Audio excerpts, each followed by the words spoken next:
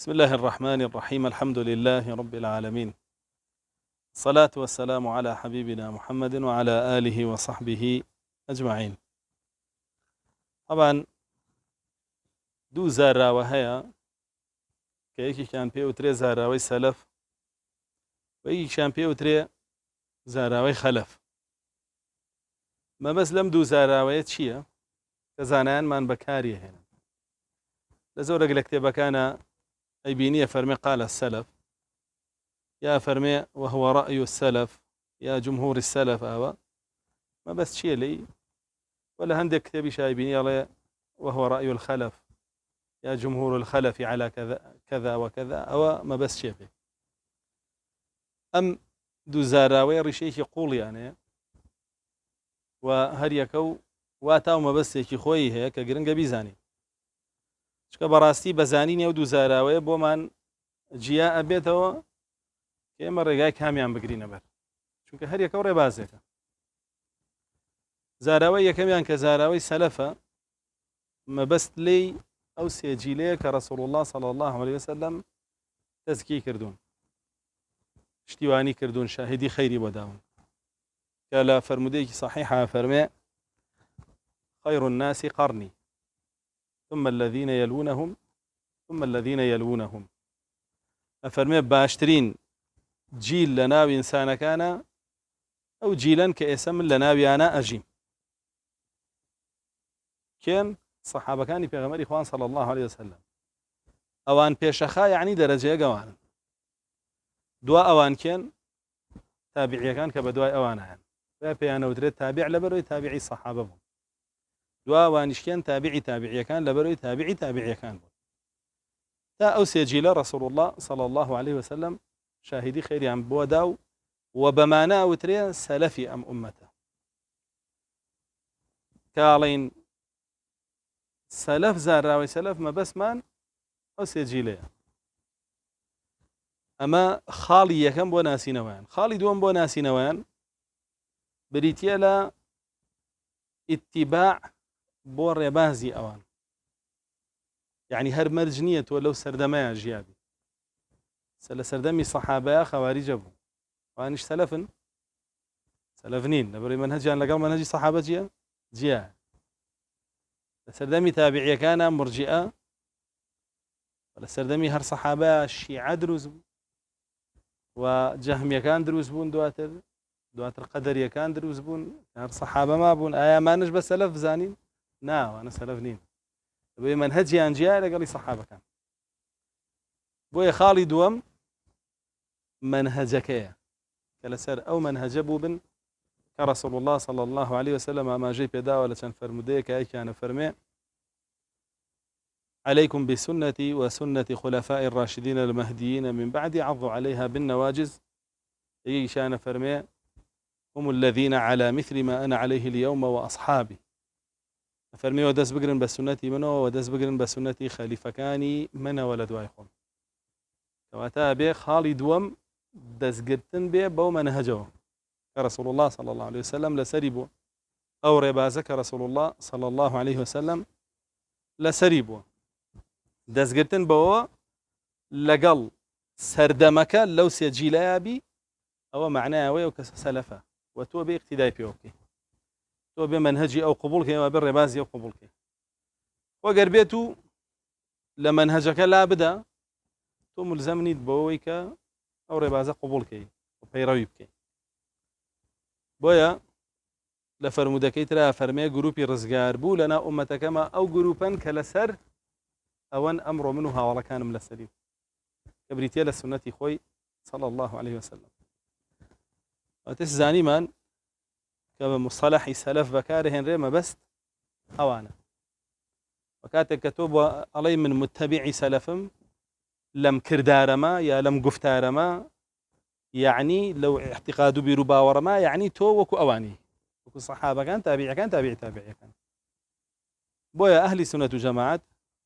هر شتيك بيتا بيشوا هر بيش هاتك هبه لدينك أنا قولي به فعلي به اعتقادي به يكسر شيئا بيه أصليان بيه علين بزانين سلف شي وتولا سلام سلفي جو سجيله قال لسري بوبن تو قبول يكي لەسەری نەبوو بن ڕەتیەکەیتەوە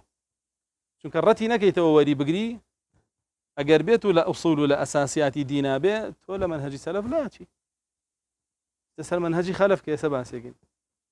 و ئەگەر بێت و قبوڵی بکەی ئەوە لەسەر منهەجی سەلەف ئەمێنیتەوە باشە بۆیە وشەی سەلەف شتێک نییە بەکاربێ بۆ گروپێ لەم سەردەمایاوکو حیزبێ ڕابەری خۆیانیانە بێ و مزگەوتی خۆیانیانە بێ و کەناڵی خۆیانیان هەبێ و جەماعەتی خۆیانیان هەبێ وشەی سەلەف منهەجە ڕێبازە ئەشخاص نییە ئەحزاب نییە جەماعەت نییە ڕێبازە ئەگەر لەم سەردەمەیە ئێستا یەک کەس هەبێ اقتیدا بەوانەوە بکە ئەوە چییە؟ ئەو لەوانە باشە یەک کەسیش بێ لەوانە نەوەک تۆ بڵێ ئیلا بێ جەماعەتێ بین و یەکتریمان قبول بێ و پشگیری یەکتر بکەین ئەنجا ئەوە لەوانی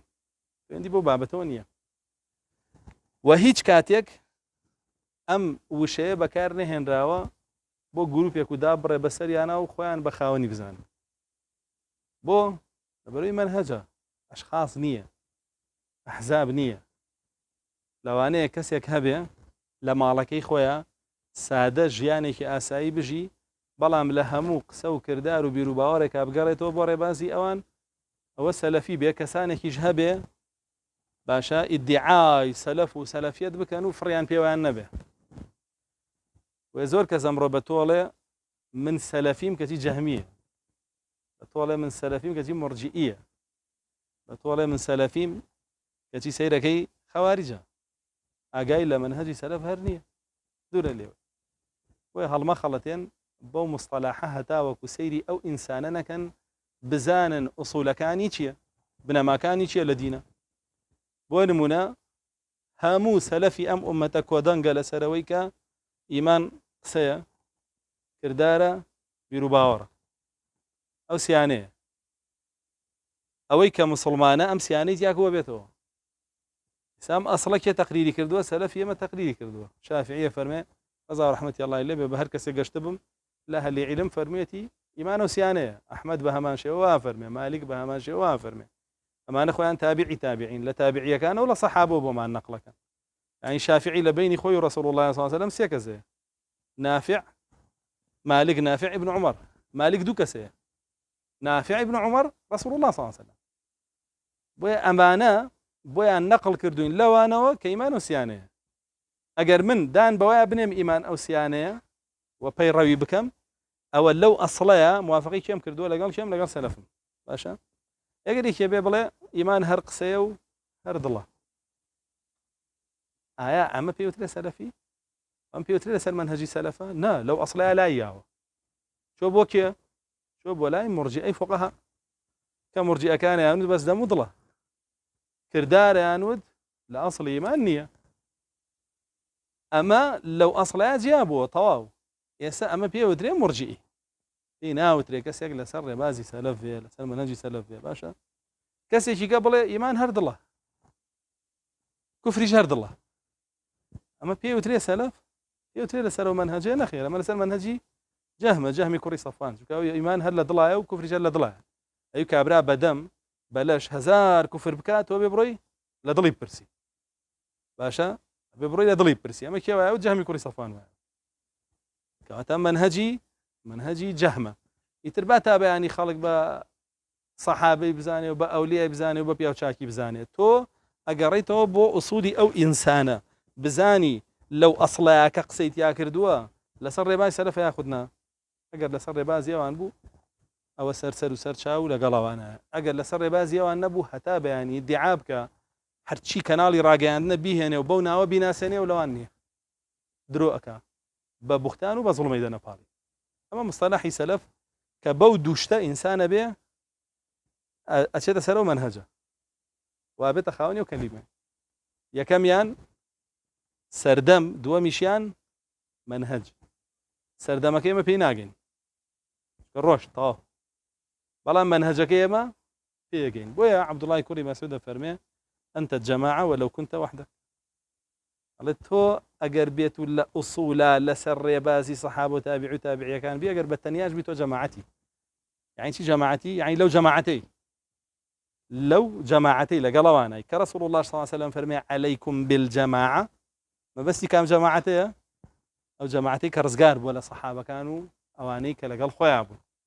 تو لقل أوان با فرمودا كان فرماني أوت بيك لقل أواني جبوي أو إن شاء الله تولى أصولا لسر بازي سلفي لسر بازي جماعي وأمانة بيش أنا تريها للسنة جماعة وبيانو تريها لسنة جماعة لبري لسر سنة رسول الله صلى الله عليه وسلم ودس ينقرتوا بجماعة وهردوكي شي لسلا هردوكي حديثي لسلا عليكم بسنتي أورون واشكرا يا أوشيك أفرمي عليك بالجماعة ولا قال جماعة هردوكي حديثي لسلا جماعة كان أوانك وسنة رسول الله صلى الله عليه وسلم وكو خوي فيرو كردوا أما بابلين ببختي مصطلحي سلف إسازانا كتشي طبعا ما لا اصطلاحها ومعنى كيتيقنا سلف للغواني لزمانوانيا ما تبيشينا يعني لبيش عرا بردون ومعنى كيتي بلام لا اصطلاحها أو معنى كيتي أقاداري بن مصطلحي خلف ما هي مصطلحي خلف كنت مختصرة ويا لا أصول لبنا ما كان أواني قبولني لبنشينا كان دينا يتر هر يكو لا يك لبنشينا أساسية كان لا يداو هيا نبون منا لذاتي الله لا يداو وبنمات وببعرب الله جل جلاله وبويل الآن أو هاتوا وبوش يويشي خوي بيرازية هي لا لا يداو أورب الله هي بلان بوش يوي عقلي إخوازه وعقلي جماعتك إخوازه نقبو شويك الله جل جلاله خوي داوي كردوه لا إيمان بالله لا يداوى هي التوحيد لا يداوى يعني توحيد لقرآن كباس كراوة بزوري أو توحيدي بيغمران داوان كردوا لقوم كان توحيدي ألوهية دبو أو رتكاته بربوبية تقريريك ويك معنى لا إله إلا الله دبوك لا معنى لا إله إلا الله لا يداوى ولي لا معبود بحق إلا الله أولي لا قادر على الاختراع إلا الله أولي لا خالق موجود إلا الله هذا تفسيرك بمعبود تفسيرناك بموجود تفسيرك بخالق تفسيرك كما تفسيرك يترطاول لا إله إلا الله يا أخوي جاء كرد ولا مسلمانان كأبوشي ولا إله إلا الله أنت مسلمان نبي دانان ببوني خوانات كاتا مسلمان كأبو جهل داني بيانا دانان بربوبية الله جل جلاله نات كاتا مسلمان كأبو جهل وأبو لهب وان دانيان بيانا كشي رسول الله صلى الله عليه وسلم قتالي كردن شون أزانين دانيان بيانا قرآن باسيقا ولئن سألتهم من خلق السماوات والأرض ليقولون الله في أبوتنا يا خالقي زي وأسمانا كان دانيان بيانا هذا الله جل جلاله بلان بكال كانيا نا بولا بروي دانيان بألوهية الله يعني أنا يتر هيا أنا بابلين لقدر لا يداو لقدر بونينيا هيا أنا بعكسوا عليها مش تخوا في أمانك أخو ما أنا كمان ليزني أبو بجبري هيا أنا لا أصلي إيمان لا يداو كي سباس ما كده وكو جهمية كان وكو مرجئة كان وكو كرامية كان ككرامية كان إن شاء الله إيمان بس قسيا جاء قربوش يا وبي أو عبد الله يكوري سلول جماعتك شيء مسلمان بول يتر هيا أنا بابلين لبابي ناو صفات كاني الله لا يداو هيا أنا لبابي النبوات غمراتيا لا يداو هيا أنا لبابي بابلين كتاب كان لا يداو كداني بيانا كلامي الله به يتر هيا أنا بكل نفيك كلامي الله به هيا أنا وكو حرف صوت نفيك كدواتر باس يكين إن شاء الله لعقائد بيروباوري وجماعته جروبانا كواتا مصطلحي خلف وانا كلا ينداوى لأصول كان كصحابه تابعي كان لسريبون يتر باء أم شخصة لو سرد مشاجيابه وكو يسبا اسمان كر ذو الخويصري تميمي جهمي كوري صفوان عبد الله كوري سبا كاميك شيعي دانا كخوارج دانا وكو ذري كوري عبد الله همذاني كاما أصلي مرجئي دانا وكو جهمي كوري صفوان كاما جهمي كاني دروس كردو داينان وكو معبدي جهني كقدر يكاني دروس كرد أما يتر لا ينداو أمانة أنا وتري خلف وأمانة خلافي بابلين أهل سنة جماعة أمانة أنا وتري أهلي أهواء يعني لسرچينين لسر أو علمانين الله جل جلاله داي بزاندوه باشا. ولئن اتبعت أهواءهم من بعد ما جاءك من العلم ما لك من الله من ولي ولا نصير. بوي بيانا وتري أهلي أهواء لروانجيم آتو وعن في أوتري أجر تو دواي هوا وآرزو بكوي لدواء أو أم وحيد بوها تو أم علما أو الله جل جلاله دوست الدنيا وبشتواني ناكاو سرد ناخا بريه ليت الله جل جلاله كواتا خلف أوانا وبيانا وتري أهلي أهواء هو كاري أم لا دانو قمرايان شيبو فيش خستني عقل بو بس القرآن وحديثا وكاري لا دانو قمرايا كان فيش خستني عقل بو بسر قرآن وحديثا بوشي قرآن وحديث يعني دوا خسو عقل يعني فيش خسو يعني لبروي عقل فيش قرآن وحديث بني هبوا أوان راسكن لو قسيا راسكن دروكن بلغت شي دروكن بلغت شي الله جل جلاله في جوي مخلوقات خلقك في جوي عقل خلقك كلماتي خوي إلى لوح المحفوظة همين نسيبته باشا كانت فناتواني بلاي عقل لفيش وحي هبوه نخير وحي لفيش عقل هبوه باشا عقل أتواني وحي ورقري وقبولك أجر وري نقري قبولي نكاتشيا عقلك تيكتشوا وعقل إنساني كافر أجر وري قري تسليمي به وعقل إنساني مسلمانه جاي ترى قربيته بكلي به وحي رد بكاته وعقله أو يكسر كافرك يصرف ورون وأشكره يأخذ بجزئي به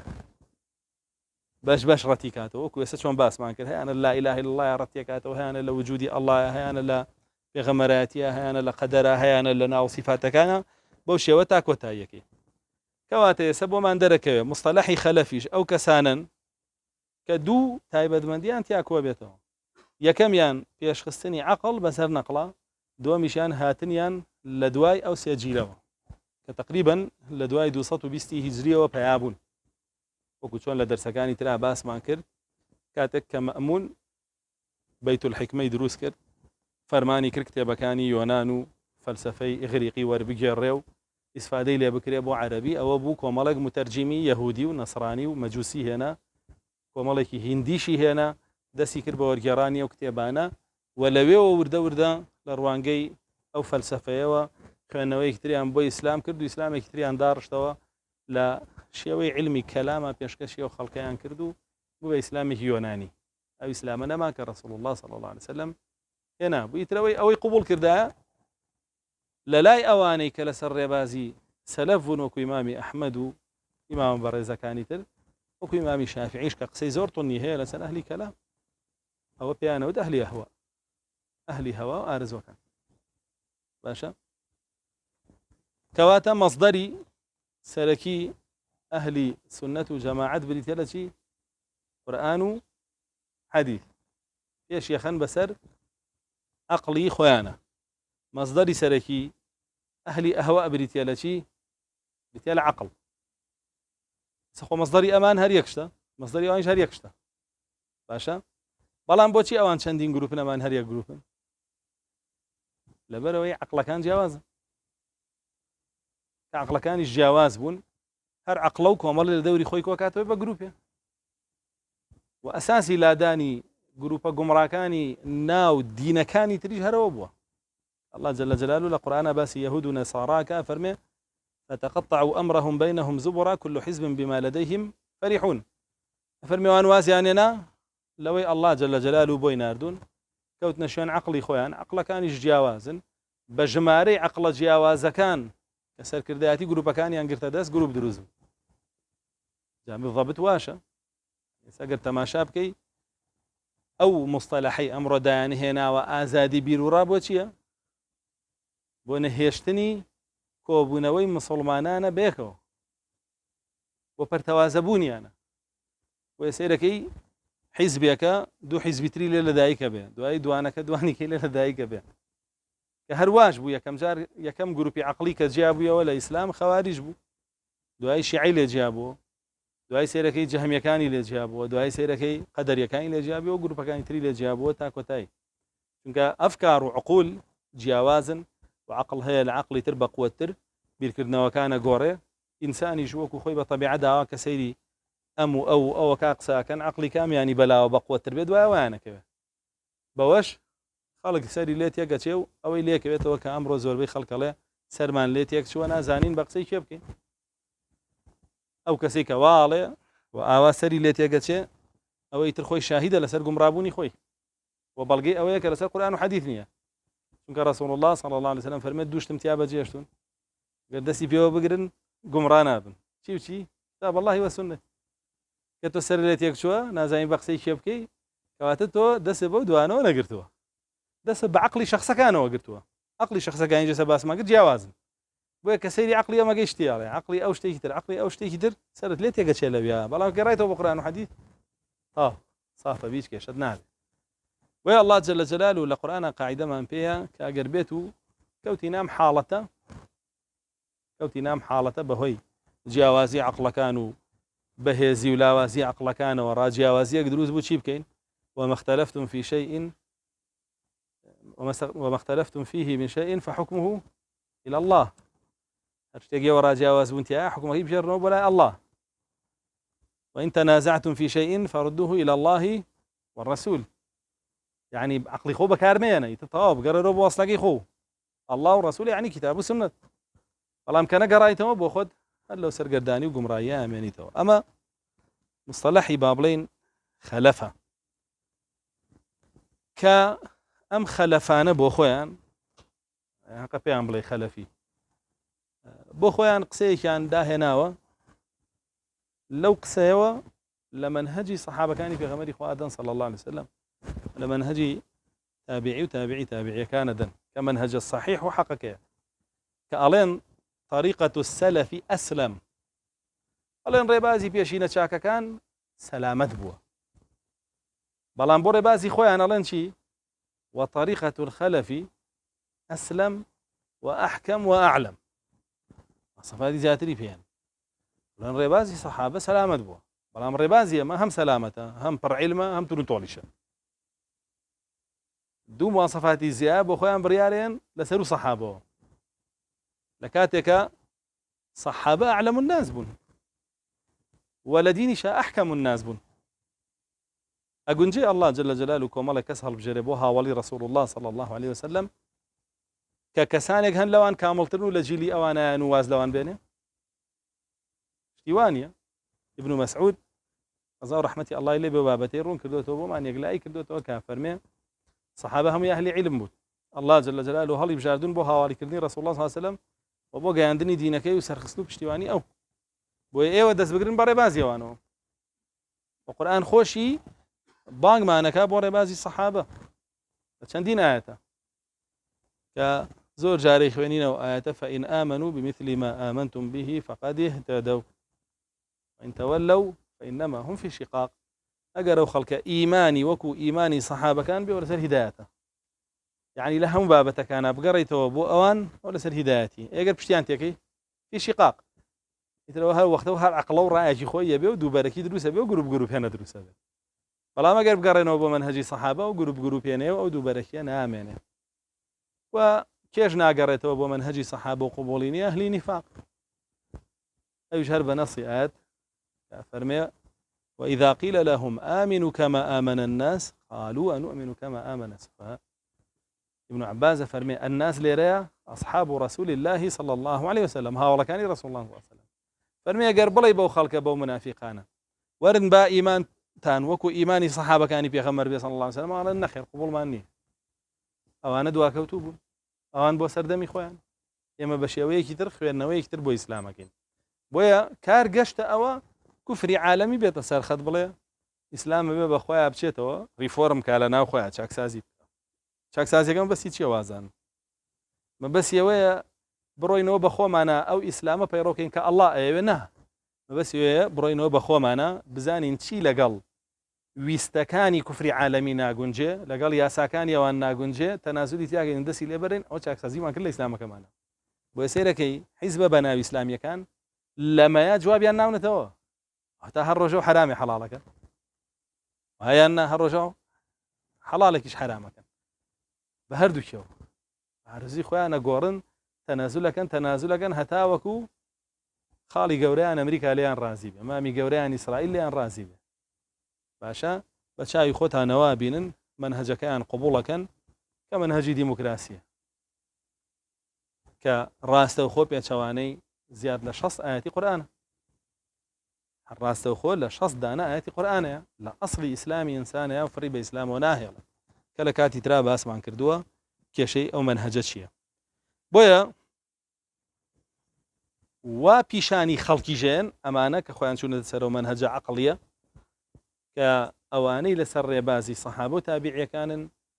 عەقڵ داخراون عەقڵ وشکن و عەقڵیان ئیلغا کردووەتەوە ئاوا پیشانیان بۆیە ئەو قسەیە زۆرە بین ئەمانە مێشکیان وشکە ئەمانە مێشکیان داکراوە زۆرەی بینی ئەڵەمانە متەتەڕیفن ئەمانە توندڕەون ئەمانە با بڵێن کۆنەپەرستن و ئەو بابەتانە زۆر ئەیان بینی ئەو قسانە دووباراکەنەوە ئەوە لەوێەوە سەرچاوی گرتووە لەبەرەوەی تۆ وەڵامی کوفری عالەمی نایتەوە ئەو ئیسلامە پەیڕۆکی کە ئەوەیە تۆ ئەڵێ منە ئیسلام پەیڕۆکەم کە سەحابە لەسەری بوو بۆچی ئەوە پەیڕۆکی لەبەری قورئان وای پێفەرمووی ئەسڵەن ئەوەی لادا لەو منهەجە قورئان هەڕەشەی لێگا ويتبع غير سبيل المؤمنين نوليه ما تولى ونصليه جهنم وساءت مصير شوێن غەیری ڕێبازی سەحابە بکەوی مؤمنین ابن عباس فەرمێ سەحابەیە ئەمڕۆ ئەوانە ئاڵێن مؤمنین زۆرینەیە ئێمەش زۆرینەین هەر بە یاسای دیموکراسیەکەی خۆیان ئەگەر لە ئێمە لا بدەی تۆ بە جەهەنەمە ڕۆی بەس نە لێرە ئاەتەکەمە بەسی سەحابەی ابن عباس تەفسیرەکە تەفسیرەکە ئەوەی غەیری ڕێبازی سەحابەکان هەڵبژێرێ ئیسلامێکی تر بۆ خۆی بێنێ و پەیڕۆی بکە ئێمە لا دەین لەسەرەوە ڕێبازە و بەرەو جەهەنەمیە بین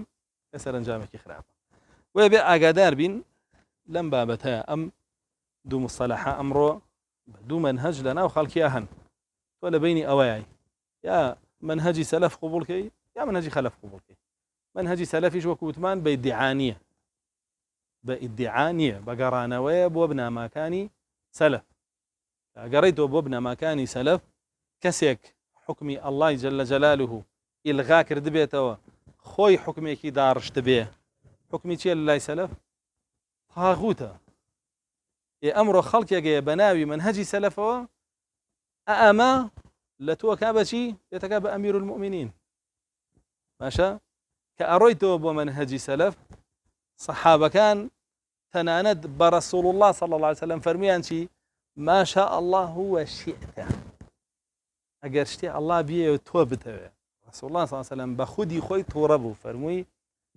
قل ما شاء الله وحده چه جای ئێستا بڕۆی لە قەبرێ بپاڕیتەوە لە شەخصێ بپاڕیتەوە بە ناوی ئەولیا و پیا و چاکەوە ئەمە منهەجی سەلەفە ئەمە منهەجی رسول الله صلی الله عليه وسلم بۆیە ئەبێ ئاگادار بی شوێن کەوتنی ئەمانە بە ئیدعا نییە بە تەطبیقە یاخود الله جل جلاله لە قورئانە فەرمێ من رازی نیم شەریکم بۆ قەرار بدەن لە حکمەکەمە ولا یشریک فی حکمی ئەحەد ئەمڕۆ کەسێک دێ بە ناوی منهەجی ئەوانەوە دیموکراسیت بۆ هێنێ و ئەوەکە بە ئیسلام لە تۆ و خەڵکێکی زۆریش هەڵخەڵەتاوە لەبەرەوەی لە کۆمەڵ هێشتا ئیدعایەوەکەن بە شوێن ئەوانەوەن بەڵام تۆکو مسلمان ئەبێ عاقڵبی چاوکراوەبی سەیری بنەماکان کەی سەیری ئەسڵەکان کەی ئەگەر لە ئەسڵەکانە لەگەڵ سەحابە و تابعیەکان نەبێ بە هیچ شێوەیە تۆ نەک بڵێن بە مسلمانێکی سنی نەزانی هەر بە مسلمانی مەزانە کە بەڕاستی لادان لە منهەجی سەحابەکان ئەوە کاری منافقین بوو چونکە ئیبن عەباس فەرمێ ئەگەر پێو بوتنە ئیمان بێن وەکو سەحابەکانی رسول الله صلی الله عليه وسلم ئەن نەخێرێ وەکوانە ئیمان ناهێنین کێ منافقەکان ئاەتەکە ڕوون و ئەشکرا باسی منافقەکانەکە ئێمە کەی دیعایەوە ئەکەین بە شوێن ئەو منهەجەوەین نابێ وەکو ئەوان بەدەم بێ چونکە زۆر خەتەرە ئەم بابەتە شەیطان زۆر هەوڵەدا لە ڕێی هەوا و ئارەزوەکانتەوە لەسەر ئەو ڕێباز و منهەجە لاو بدا و بەخۆشی نەزانی خەڵکێکی زۆر هەیە ئەمڕۆ بەداخەوە لا ئەدا ئاگاشی لە خۆی نییە لە حەساسترین بابەتیشە یاویش بابەتی با بڵێن بە موسڵماندانان و بە کافردانانی خەڵکیە ڕووەکاتە حەزی خۆی هاوارەزی خۆی ئەگەر بێت و لەگەڵ یا بێ کابرا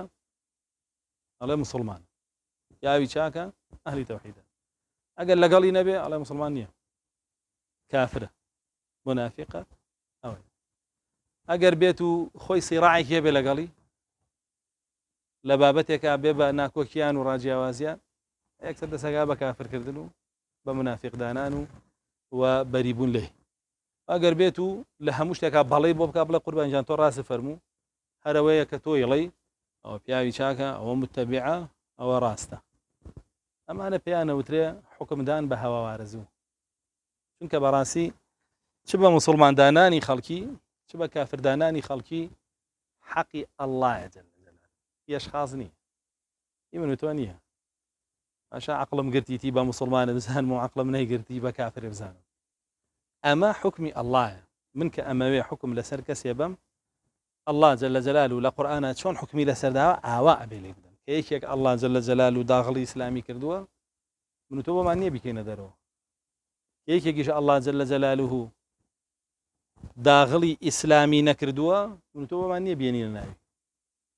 وەیە ئەبێ لەوەیە کە گرنگترین ئەسڵە ئێمە بڕۆین بزانین پێشینانی ئەم ئومەتە چۆن حکمیانداوە چۆن قسەیان لەسەر خەڵکی کردووە نەک بە هەوا ئارەزی خۆمان بەڕق و بە خۆشەویستی خۆمان بۆ شەخسەکە لەبەر موافقە و مخالفە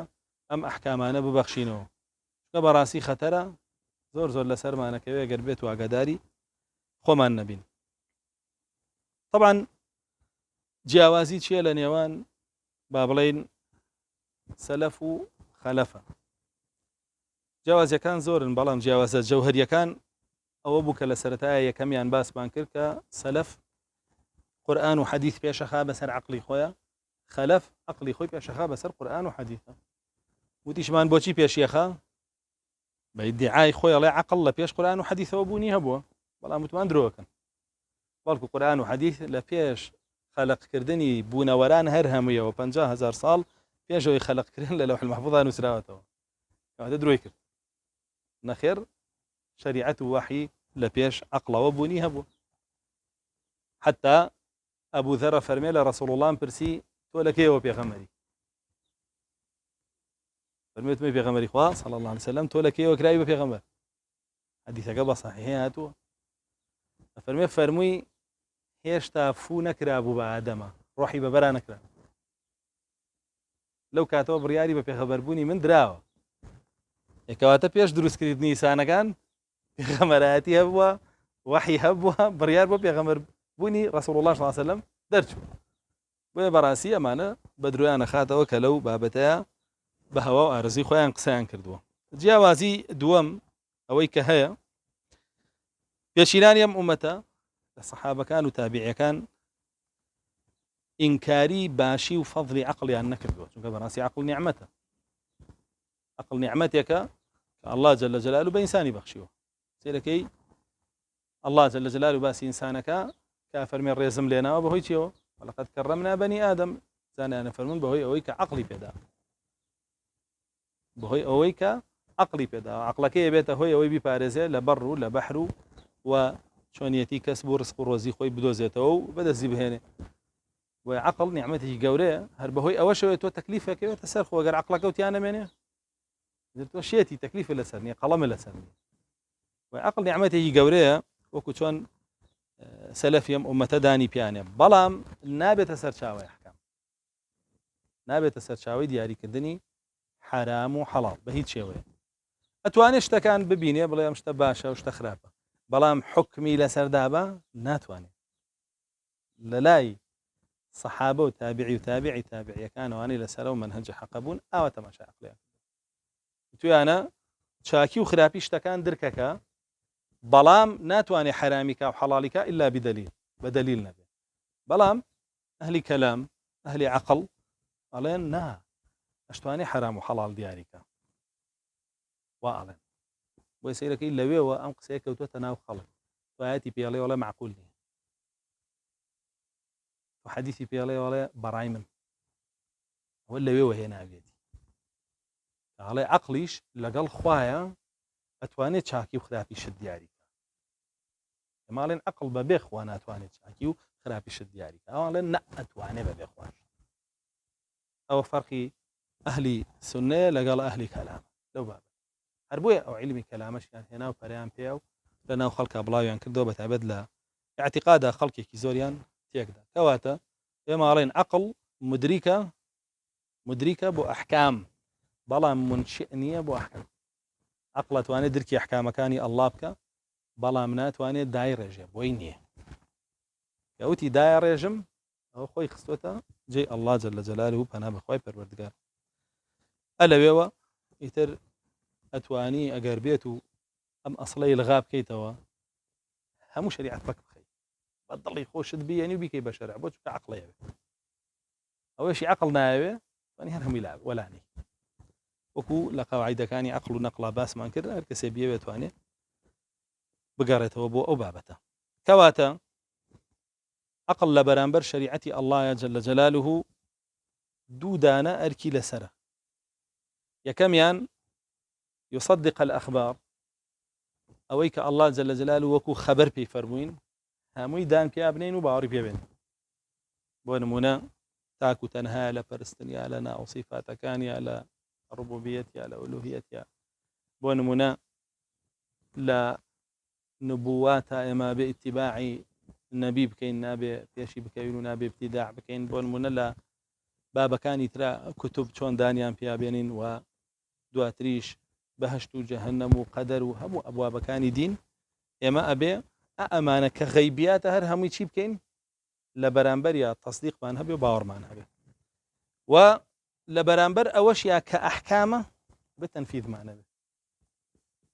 أوي كأحكامه حكمي الله جل جلاله في طلع ما حلالة طلع حرامة في طلع أمبكة في طلع أو نكي بتنفيذ ما نهبي نبي من جمينج ما نهبي أما الله جل جلاله ومي ليك آيات أكوي كردته كأفرميه وتمت كلمة ربك صدقا وعدلا ولا مبدل لكلماته وهو السميع العليم يكاد لسوري أنا عام وكو خوي بيروي بك مسلمانك صاغبي بحال ليلى بدا أصلا لإسلامتي تدروا أصلا فربي وينام أفرمي آياتك بيمان كلماتكاني الله جل جلاله هميتشيا تمت همي طواوة أتبيسي بهي ترنية بوي بياني نقصان نية همي كاملة طواوة باشا وكلماتكاني شي دو جورة صدق عدل يعني صدقا في الأخبار وعدلا في الأحكام أويك أخبار هوالي بيداويتو بس بچي برو ربيتو باور بيه هنا يقين هبون بيه إيمان بالله ملائكتي كتبي رسلي وقدري ويوم الآخر أمشش أو أخبار وعدلا في الأحكام لا حكم كان شيء عدلا حكم كان شيء يقريته ينجرك نكي إسلام أشهد أن لا إله إلا الله وأشهد أن محمد رسول الله نيج رجو زكاة حج أو كلمات الله جل جلاله أركان إيمان وأركان إسلام لبرانبر أركان إيمان أبت ويقينها به لبرانبر أركان إسلام أبت به تنفيذها به جب جكردنها به لهر كامي كان لا بدي والذين كذش تدروا ولا هردو الرشوة شو أنا طواوة نقصان نية تاتو اشتريبوا بيني بلاي بعض طوابيكم باشا نقصان نية وبوش نية نقصاني كي بلاي زياي هي بعندي كي لعبة وكو خوي ببيروي كي يودينا شلا أخبار به وشلا أحكام به باب زانين خلقي بنسبة أخبار الله جل جلاله چنجورن بنسبة أو حوالانوي الله جل جلاله داي بزاندوه بومان لكتابة كان يا خلقي چنجورن جوري كميان يوتري المكذب كلية أوانا كراست وخوام دينا رتكنا أخبار كان الله جل جلاله بدرو أخنا أما كي أما كسيكي كافر بدم الله باورم بيني لضلي شو باوري بيني وبكر دارش بيروينا أما كسيكي كامل كافر حيش فريب إسلامونية جوري دوميان أو كسيا كبدم الله باورم بيه بس لضلوا باوري بيني أما أنكي ما المنافق باب لشيش يحكام كان جبك من الناس من يقول آمنا بالله وباليوم الآخر وما هم بمؤمنين إيمان دارني بابل أما شيء أي منافقة جوري سيمشيان أو كسيا كتصديقي أكا بدمي وبدلي وبكر داري أما كي أما مؤمنة أما إيمان دار كواتيسا بنسبة أخبار كاني الله جل جلاله أو سيجور كسمان أم سيجور كسا بلا بندين هميان ليك بلا يعني جوري كميان في وتري أهل اليقين أواني كيقين يعني هي بهمو كلمات كاني الله جل جلاله بهمو أخبارك أمانة أوانا كمتقية كانوا بهشيان بوا ما ذكراه الله جل جلاله فرمي ذلك الكتاب لا ريب فيه هدى للمتقين الذين يؤمنون بالغيب إيمان بغيب كيف يا شيخ جاء ويقيمون الصلاة ويؤتون الزكاة وما رزقناهم ويقيمون الصلاة وما رزقناهم ينفقون جواني كباس كواتام جوري كمان أهل يقين جوري دوم يعني كهمانا في أنا وتري أهل الظن أهل جمان أهل جمان بريتين لك همانا لواني ريجي باور هبون يعني بكلمات الله لخوار لصاصاوي لخوار لسطا سطوي يتروا أهل الظن ويتوكم مسلمان أبي أهل الظن بي لباري أخباري الله وجل جلاله بأهل يقين بي إلا إقنا لي ورناجيته رسول الله صلى الله عليه وسلم فرمي اليقين الإيمان كله يقين شيء إيمانا وتعدم اليقين كفر والله جل جلاله فرمي وما يتبع أكثرهم إلا ظن إن الظن لا يغني من الحق شيء زور بي خلق عليه دواي قمان كوتوا ويظن بمعنى قمان بمعنى قمان راجحي قمانك كبابلين لسرو قماني لصعب هنجاوي تلبرو لسطا نوتر نوتو نوجر واتنا أما حمي ظني فيه أما فرمي لبرانبر بحقه هيج سوديكيني حق أبي بس يقيني هبي أما جوري دوام جوري كما أهل يقين بو جوري دوام أهل الظن بو يسخو تماشا وخلق بك زور بي أهل جي أهل الظن الله جل جلاله هوالي داوى زور بي أهل الظن وما يتبع أكثرهم أكثر إلا ظن زور بي دواي ظنك زور بي زوري شي نكهر زور بي كظنيش لبرانبر حقا هيج سوديكيني جوري سيمي خلقي بيانا وتري الشاكون أنا شك يعني شكيش بنجا ببنجا شك بنجا ببنجا يعني لصا بنجا باوري هي ولا صا بنجا باوري بوش ثانية لصا بنجا براسي زان لصا بنجا براسي نازاني طبعا مش الكافر أهلي شكيش هميان كافرين أواني كأهلي ريب وهم في ريبهم يترددون يشقرانا ما جفدا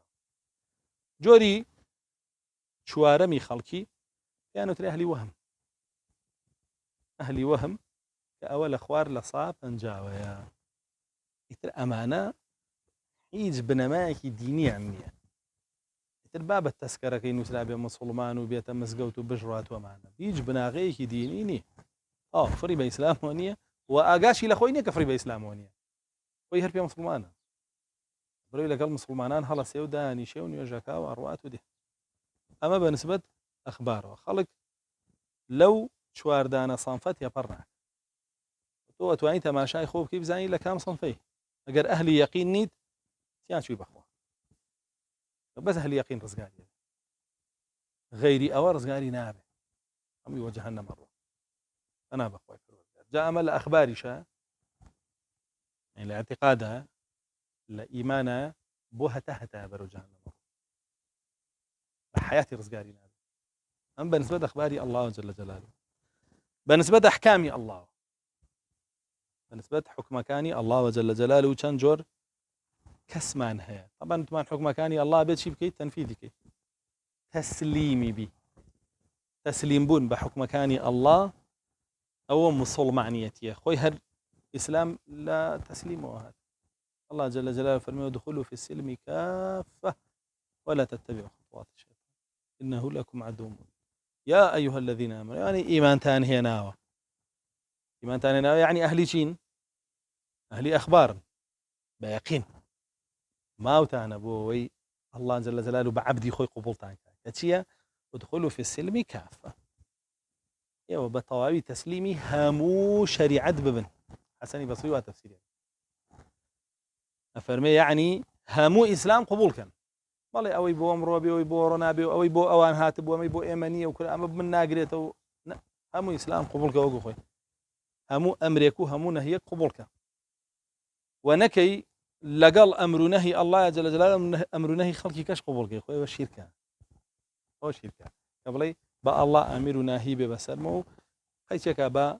فلان كسو فلان لانو فلان دزجاج أمر نهي بسرمو أول شيء هو اللي ويتدو تعقل شيء جابوا يزور خطر كواتا جوري يكم أوانن بطواوي تسليمي شرع أما في أنا وتيم مصول معنا ظاهرا وباطنا لركشها تسليمي بون لناخو لضلي شوا تسليمي بون أمانة لقرآن بجينا وبراون سمعنا وأطعنا ويكم جيليش كبو وصف كلاون جيلي جابوا صحابة كان بوشي إما دعاء السوري بقرة هي كوتاي رسول الله صلى الله عليه وسلم فرمير كسي مش بيخواني وبسيتي كم منهجت يا بازت يا آمن الرسول بما أنزل إليه من ربه والمؤمنون المؤمنون كان لا صحابة كان وآيات تزكي إيمانية وانا كل آمن بالله وملائكته وكتبه ورسوله وقالوا لا نفرق بين أحد من رسله جوازنا كان لن يوان في غمر كانوا إيمانيا بأ الله يعني أما الأخبار مضبوطا باشا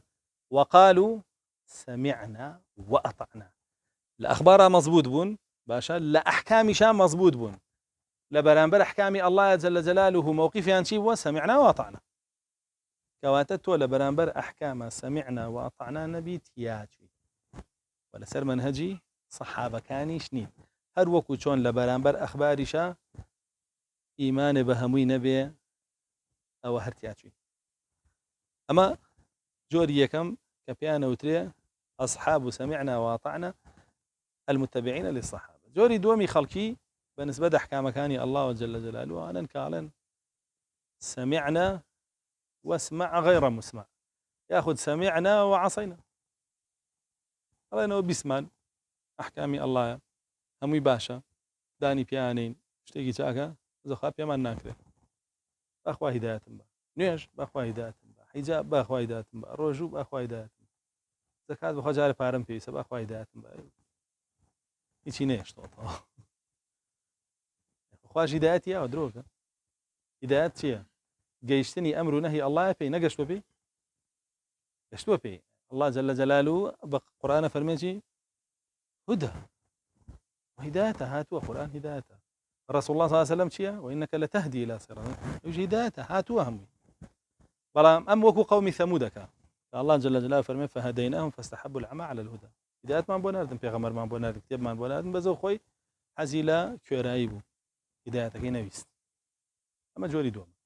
أم جوري دوما لنا إنسان كان كيف يناسرته بزوري يهود أهل سمعنا وأطعنا حقيا الناسيبو وبيشواني وكاريانا وبيشانا وترى مغضوب عليهم وتورجان لن يجكت علي پروردگارم من پناگرم بتو لريبازي أمانة إذا معقول نية خو لسر ريبازي أم بيتو واش بلي خو بشويني أم كيتو واش بلي والله جل جلاله كباسي يهودي شكال قرآنا بسمعنا وعصينا هرباسي أوانك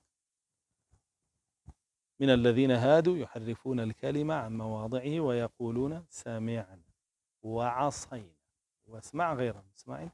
وراعي كباسي صحابة كافر ما سمعنا وأطعنا أما جوري دومي خلقي كبوشيون جوري سيمي خلقي لا يسمعون آمادنين فرمان وقدغي الله جل جلاله وربقرن قبول يعني على خوان دارج خوان دستور نسينو يعني شي يعني خوان فرمان وقدغي وخوان نسينو شريعتك يا الله ما ناوي جل جلاله خوان شريعة أنسينو ما نكافر أما أنا كافر نفريان بإسلاموني بهيت شيوية لإسلام أنا ما ون أجر تناند لا يك أمر نهيا بلين هي الله يلغاك نوخو من داني نكبة كاملة حر يكفر ما نقدغي الله جل جلاله بلين إلغاك نوخو من داني كتير داني لا يك داني لدين بيدرتن بول منبي بلا شيء باشا بلا فرماني رجم كهي الله من إلغاك مو خۆم فەرمانێکی دەکەدا ڕێژم کە سجنکردنە بەمە لە دین دەرەچێت کێوا فەرمی عومەری کوڕی خەتاب عومەری کوڕی خەتاب فەرمی ڕەسوڵ الله ڕەجمی کردو ئەو بەکری سدیق کردوێتی منیش کردومە قەومێ پیا بنین کاری ڕەجمەکەن ئەوانە بێدین ئەوانە مسڵمانی گوێڕایاڵیان نەکەن باشە ئەمە یەکدانە چ جایی بڵێ هەموو قورئان با بڕۆتەوە لاوە من خۆم دەسووردانێ باشە ئەوە ئەسڵەن ئەوانن کە الله جل جلاله لەبارەیانەوە فەرمێژی إن شر الدواب عند الله صم البكم الذين لا يعقلون ولو علم الله فيهم خيرا لأسمعهم ولو أسمعهم لتولوا وهم معرضون پیسترینی ئینسانەکانی سەرزەوی ئەوانن کە کەڕ و کوێرن لە ئازە و شەریعەتەیە کەڕ و لاڵن لە ئازە و شەریعەتەیە هیچ شتێکی وەرناگرن قبوڵیان نییە ئەگەر الله جل جلاله پێیان بگەێنێ ئەوان تەوەلەو وهم معرضون قبوڵی ناکەن و نایانەوێ بیبیستن بە هیچ شێوە ئەمانە کافر و مشریکەکان جۆری چوارەم ئەوانن کە بێ ئەوەی سەماعیان هەبێ فعلیانە يعني بيوي بزان شرع چیە بيوي بزان فەرمانی الله چیە جل جلاله قەدەغەی الله چیە بيوي بزان حکمی الله چیە چینیە ئەوان بۆ خۆیان کردارەکەن وەش لەنەما حکمی الله کە ئەمانەیان ضالەکانن نەسڕانیەکانن کە ئەوان وەکو لە فەرمودەکەی رسول الله هاتووە صلى الله عليه وسلم فەرمێ لم يعلموا الحق وعملوا حق نازان چیە و ئەچن کردارەکەن ئینسانیش کە نەیزانی حق چیە و هەر لە خۆیە چوو کرداری کرد هەموو کەس دەتوانێت خۆی لێ بکا بە حەق و بە شوێن خۆی خا وێ طبیعی ئینسانە بینی لە ماوەی 2 ساڵە بە شوێن 5 گروپەوە بۆ بە شوێن 3 گروپەوە شوێن دوانەوە بوو لەبەرەوەی نازانێت حەقەکە ئیتر هەر کەسەیە خۆی لێکا بە حەق ئەمیش بە دوایان ڕۆ ئیتر بۆیە ئەمڕۆ ئەمی بەدڵە ئەو حەقە بەیانی ئەمی کەی بەدڵە ئەو حەقە یعنی تەماشای فێسبووکەی بکەی یەکسەر بۆ دەرەکەوێ سەیرەکەی مدەتێک هەر مەلایە بووە دوای مدەتێ مەلایەکتر بووە دوای مدەتێکتر مەلایەکتر بووە ئەمە لایەن ژەمیان مەنهەجەکانیان جیاوازە ئەمی گۆڕیۆ بۆ ئەوی گۆڕیۆ بۆ ئەوی گۆڕیۆ بۆ ئەوی گۆڕیۆ بۆ ئەو هەروەکو چۆن ئەهلی هەوا و ئارەزوو مدەتی ئەم گۆرانی بێژێ دوای ئەمی تریانە دوای ئەمی تریانە مدەتی ئەم یاریزانێ دوای ئەمی تریانە دوای ئەمی تریانە باوی کێ هەبوو دوای واکێ ئەمە بۆ لەبەرەوەی ئەم بێمەنهەجە من بێمەنهەجە هەر بۆیە نەسارا ئەمەنە بێمەنهەج بوون 84 ئینجیلیان نووسیەوە لە ناوخۆیان 84 ئینجیل هەر مەلیکێ هاو ئینجیلێکی نووسیەوە بە خۆی وەوە دینەکەدانە بە خەڵک پەیڕەویکەن بە دڵی خۆی ئەوانش پەیڕەویان نەکرد و کێشیان نەبوو هەمووشیان لە خاجەکەیانە متفق بوون لەگنا لە مەنهەجا زۆر بەیان جیاواز بوو بۆ ئینسانە بێ ئاگادار بێ ئەمە حاڵی ئینسانەکانە بەنسبەت تەممەت کەلیمەت رەبیکە صدقا وعدلا توانی ڕزگارە بێ لە هەر هەمووی بەوەی کە ئیمانێکی یەقینی بهێنی بە هەموو غەیبیات و تەسلیمی هەموو ئەحکامەکانیش ببی و تەطبیقی بەمە تۆ ڕزگارە بێ لە هەموو گومڕاییە ئەمەش لەکوێ دۆزیتەوە ئللا لە شوێنکەوتنی سەحابەکانی رسول الله صلى الله عليه وسلم دۆزیتەوە لە هیچ جێگایەکی ترە نایدۆزیتەوە ئەمە هەموو دینە ئاەتە هەموو دینی کۆ کردوێتەوە بۆ تو زۆر بەڕوونی خسوێتیە بەرچاو حتا بەدوا ئەو ئاەتە چیت پێ فەرمێ فەرمێ وتمت كلمة ربك صدقا وعدلا ولا مبدل لكلماته لا مبدل لكلماته نابد اسكاري كلماتك بيقول باشا اخبار وكو خوي تصديقي فيكي واحكامي جوكو خوي تنفيذيكي بودني بيقوري وهو السميع العليم دعاء فرمسي وان تطع اكثر من في الارض يضلك عن سبيل اگر تو دعاء زوري نكوي قمراتك لا تدن لم ربازي الله جل جلاله اما دعاء ما جيتيا يا كميان تو دعاء زوري نبكي قمرابي تو بدعاء حق كوي نا بدعاء زوري نكوي باشا دووەمیشیان زۆرینە لەسەر چین سەر گومڕاین بەتەمانە بیقەت زۆرینە لەسەر حەق بێ لەسەر گومڕاین بەتایبەت لەم سەردەمایە کە رسول الله صلى الله عليه وسلم ئاماژەی پێداوە بدأ الإسلام غريبا وسيعود غريبا كما بدأ ئیسلام غەریب بوو و غەریبی ژەبێتەوە چۆن بە غەریبی دەستی پێکردووە بۆیە بەتەمانە بی لەم سەردەمایە بەتایبەتی زۆرینە لەسەر حەق بێ بەڵکو زۆرینە گومڕایە و شوێنکەوتنی زۆرینە بەڕاستی ضربت لئەدا و وەکو قورئان چۆن ئاماژەی پێداوە ئەکثەرهم کافرون ئەکثەرهم لا يعقلون لا يتفکرون زۆربەی هاتووە لە قورئانە زۆرینە هەمووی بە بڵین بە باش وەسف نەکراوە ئەم بابلين تصديق تنفيذي تر أو قري إسلامتي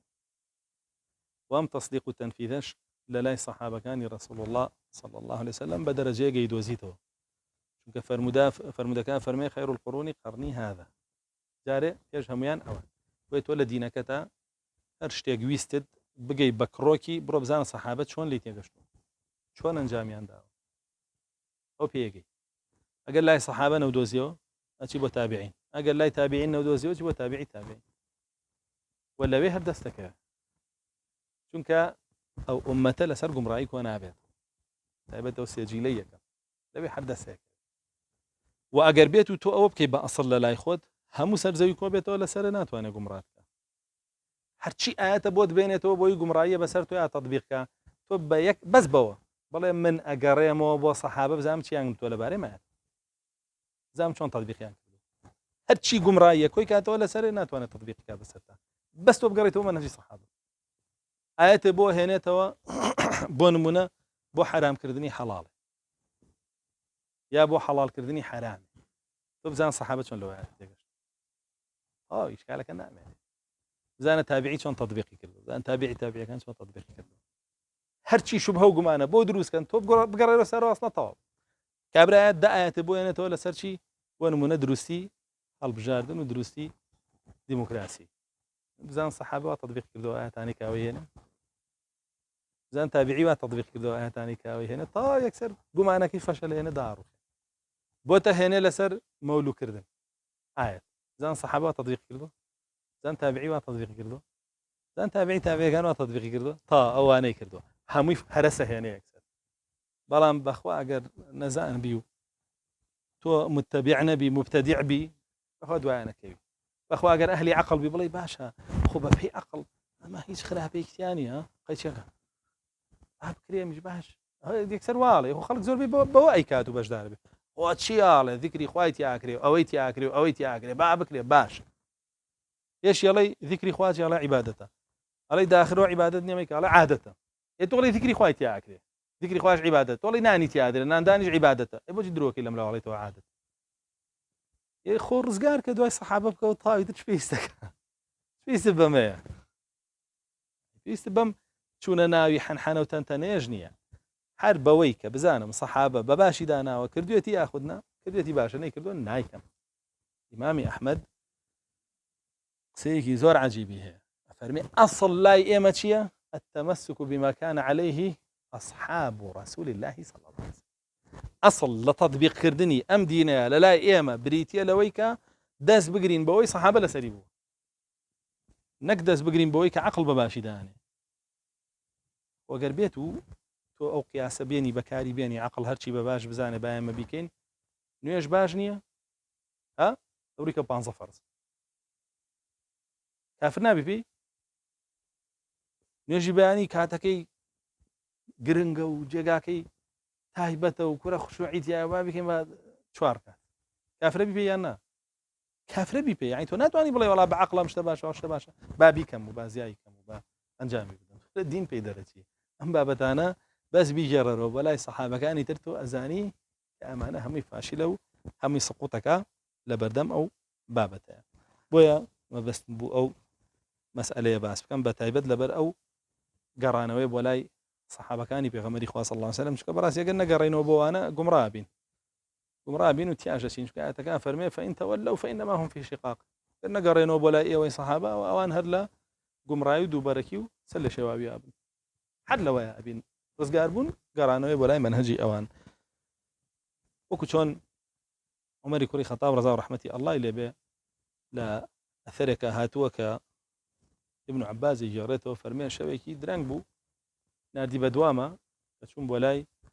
وتي اي عبد الله كوري عباس مي برسياري شتيك اللي كان مشو خوم لينا كوتو البيرم لو كردوتو وانا زيكي بار بيان يقلاين بومتو باش يم يك پروردگار مانه يك پیغمبر مانه يك قران مانه باش بوچي رسول الله صلى الله عليه وسلم فرمي امانه بن بحفتا سيبشو عمر كوري خطاب خوي لسردمي خويا فرقه وشد بوني نبو هر مسلمانان يقبل لدواء إمامي علي وفرقه كان دروز بون سردمي أو دسي بك خوارج دروز بون بلام أويش ئەو دوو فیرقەی لە سەردەمی ئەوا دروست بوون هەردووکانی توانەوە لە ناوی بردن خەواریجەوە هیچیانی نێهێشتە نەهڕەوانە و سەبیعیەکانیش لە کوفە هەمووی سوتان ئەو فیرقەی نەهێشت ئیتر لە دوای ئەوانەوە دروست بوو یعنی فەرمووی ئەمەم بۆ حەلکە ئیبن عەباس باشە بۆچی ئەم خەڵکە بەشبەشە بێتە گروپ لە کاتێکا یەک پەروەردگاری یەک قورئانی یەک پێغەمبەریە فەرمووی ئەی ئەمیری مانداران ئێمە قورئان دابەزیە ناومان فەرمووی بەڵێ فەرمووی ڕەسوڵ الله صلی الله علیه و سەلەم بەسەرمانە تەطبیقیە کرد فەرمووی بەڵێ ئێمەش لە بەرامبەریە هیچ مینجێکمان نەبوو لەفزی ئەثەرەکە ناڵێ مینج بەڵام فەرمی ئێمە نەئەچوین بە عەقڵی خۆمان تاوتوێکین و بە عەقڵی خۆمان لێکی بینەوە وەگەر سەحابەکانی جوایان کردە هەر یەکەو ئاەتێکی بە عەقڵی خۆی لێک بێتەوە هەر یەکەو حەدیثێکی بە عەقڵی خۆی لێک بێتەوە ئەوانی جەموو بە چەند گروپێکەوە فەرمووی بۆیە ئێمە دەستمان کرد بەوەی کە ڕەسوڵ الله صلی الله علیه و سەلەم فێری کردبووین و تێگەیاندبووین و گۆڕانکاریمانتیانە کرد ڕزگارمان بەڵام دوا ئێمە گروپانێک دێن کەسانێک دێن هەر یەکەیان بەڕای خۆی قورئان لێکایەتەوە بەڕای خۆی فەرموودە لێکایەتەوە ئاڕائەکانیش جیاوازن ئەمە ڕایەکێ بێ و ڕایەکێ بێ و ڕایەکێ بێ و ڕایەکێ بێ فەرمووی بەو شێوە چەند گروپێ دروستە چەند جەماعەتێ دروستە بێ و تەفرەقە دروستە بێ و ئەوەتانێ ئەمڕۆی بینین و حەلەکەشی بەخوا زۆر ئاسانە بەس گەڕانەوەی بۆ منهەجی سەحابە نامێنێت تاوە بۆیە ڕزگار بوو ئەوەیە کە گەڕاوەتەوە بۆ منهەجی سەحابەکانی پێغەمبەری خوا صلی الله علیه وسلم و ئاگاداریش بن ئێمە لە ئاخر زەمانە ژین و سەردەمی دابەزینی فیتنەکانە بۆ فیتنەی کە زۆر بەربڕاوە ئەمڕۆ فیتنەی ئەم جەماعەت و گروپانەیە و هەرەوەش گەورەترین دەردی کوشندەی مسڵمانانە چونکە بەڕاستی ئەم گروپ و جەماعەتانە هەر لە تەوحیدەوە خەڵکیان لاداوە هەتاوەکو بچووکترین معالمی دین هیچیان نێشتەوە هەمووی خەڵکی لاداوە ئەیبینی حودەیفەی کوڕی یەمان ڕەسا و ڕەحمەتی ئەڵڵای لێبێ قسەیەکی زۆر جوانیە کە فەرمێ إذا عمت الفتن ميز الله أولياءه فەرمێ کە فیتنەکان گشتگیر بوون خەڵکیان هەمووی گرتەوە بە گشتی ئیتر فیتنە خۆتان زان بە کوفر و شیرک تەفسیر کراوە بە فعل و فەسادی تەفسیر کراوە بە کوشتن و بڕین تەفسیر کراوە بە هەمووی تەفسیر کراوە و فیتنە بەش فیتنەی شوبهات و بە فیتنەی شەهەواتیش تەفسیر کراوە ئەمڕۆمانە هەمووی هەیە لە ساحەکە هەمووی هەیە ئەفەرمێ کە شتەکە بوو بە گشتی هەموو جێگایەکی گرتەوە و هەموو کەسێک و لایەنێکی گرتەوە ئەلەویایە ئەڵڵا جەلە جەلالوو بۆ فیتنانەکێ هەڵەبژێرێ و جیانەکاتەوە دیاریانەکە ئەولیاکانی خۆی یعنی هەلی تەوحید هەلی حەق ئیتر ئەوانەش غوڕەباکان کە ڕەسوڵ الله صلی الله علیه و سەلەم باسی کردوون لە فەرموودەکە بۆیە بینی ئەمڕۆ خەڵکێکی زۆر لە داعی و بانگخوازەکان چوونەتە ژێرباری ئەو پێکەوە ژیان و یەکتر قبوڵکردنەی کە ئەمڕۆ هەیە بۆیە بینی لەگەڵ جەهمی داهانیشێ لەگەڵ موڕجیئی داهانیشێ لەگەڵ قەدەری داهانیشێ لەگەڵ معتەزیلی داهانیشێ کێشەی نییە باشە فیتنەکە عامە هەمووی گرتوێتەوە تازا بە یەکتریان قبوڵ بێ و هەمویان خۆیان بە موسڵمان بزانن بێکەوە فەرمێ لەویایە ئەڵڵا جەلە جەلالوو ئەولیاکانی خۆی هەڵەبژێرێ کێنەوانن کە ناچنە پاڵ ئەوانە هیچیان دەسەگرن بەکێوە وەکو ابن مسعود فەرمی من كان منكم مستنا فليستن بمن مات فإن الحي لا يأمن عليه الفتنة کێ لە ئێوە لەسەر ڕێبازی حەق بێ با بگەڕێتەوە بۆ ڕێبازی کێ ئەوانەی کە وەفاتیان کردوون بەسی کێ سەحابەکانی پێغەمبەری خوا صلی الله علیه و سەلەم ئەو سەردەمی خۆیان واڵێ ئەوان وەفاتیان کردووە ئەفەرمێ خۆم کە سەحابەم کە زیندوشم ئەمین نیم لە فیتنە خۆی بڕۆن ئەبوو بەکر و عومەر و عوثمان و عەلی و ئەمانە کە ڕۆشتون وەفاتیان کردووە لەسەر حەق ڕێبازیان بگرن خولەفای راشدین ڕەسوڵ الله صلی الله علیه و سەلەم فەرمانی کردو دەستبگری بە سنەتیەوانەوە بۆیە بەڕاستی ئەلە ئێستایە ڕۆژگاری ئەوەیە دەرکەوێت کە کێ ئەولیای ئەڵڵایە جەلە جەلالوه و متەبیعە بۆوان و لەسەر مەذهەبی ئەوانە سعیدی کوڕی جوبەیر وەکو ئیمامی ئەجووریە ناوێتی لە شەریعەیە فەرمێ گەشتم بە پیاوچاکێک وەلەو کاتایە سعیدی کوڕی جوبەیر لە دەستی حەجاج هەڵهاتبوو حەجاج ئەویست بیکوژێ چونکە ڕازی نەبوو بەو ئیبتیداع و گومڕاییانەی حەجاجە نابووی بڵاوی کردبووە ئەمیش هەڵهاتوو بوو لە دەستیەوە ئەفەرمێ پێی وتم ئەو پیاوچاکە ناوەکەی ناهێنێکێ دیارە پیاوێکی زۆر عابید و دیندار و ئەوە بۆ لە تابعیەکان حتا ئەمەنە بە پیاوچاک وەسفەکە فەرمێ ڕاهب دنیانەویست کەسێکی تەواو دنیانەویست بۆ فەرمێ پێی وتم عند الفتنة